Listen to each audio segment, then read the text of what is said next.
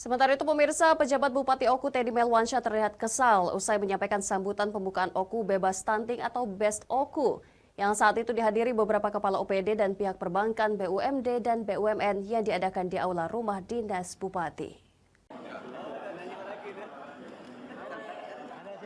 Pejabat Bupati Oku Teddy Melwansyah menyemprot kepala OPD serta perbankan di wilayah Oku.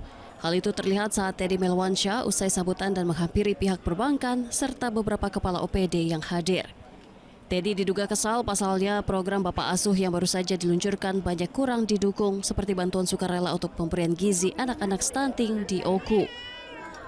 Diketahui pada kesempatan itu Kepala Dinas Kesehatan Oku menyebutkan program Oku Best atau Oku Bebas Stunting yang baru saja diluncurkan itu merupakan tindak lanjut kegiatan launching Bapak Asuh anak stunting, di mana pada peresmian itu secara simbolis Pemkab memberikan makanan tambahan seperti telur dan susu yang bersumber dananya dari sumbangan seikhlasnya dari kepala OPD dan perbankan BUMN BUMD.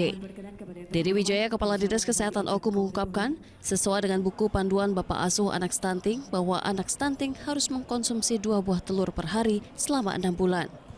Merupakan tindak lanjut dari kegiatan launching Bapak Asuh anak stunting oleh PJ Bupati dan seluruh kepala OPD yang ada di Kabupaten Oku yang sudah kita launching pada tanggal 9 Maret 2024 di Puskesmas Peninjauan. Nah, hari ini kita memberikan makanan tambahannya yang mana dananya dari dana yang terkumpul sumbangan ikhlasnya dari kepala OPD.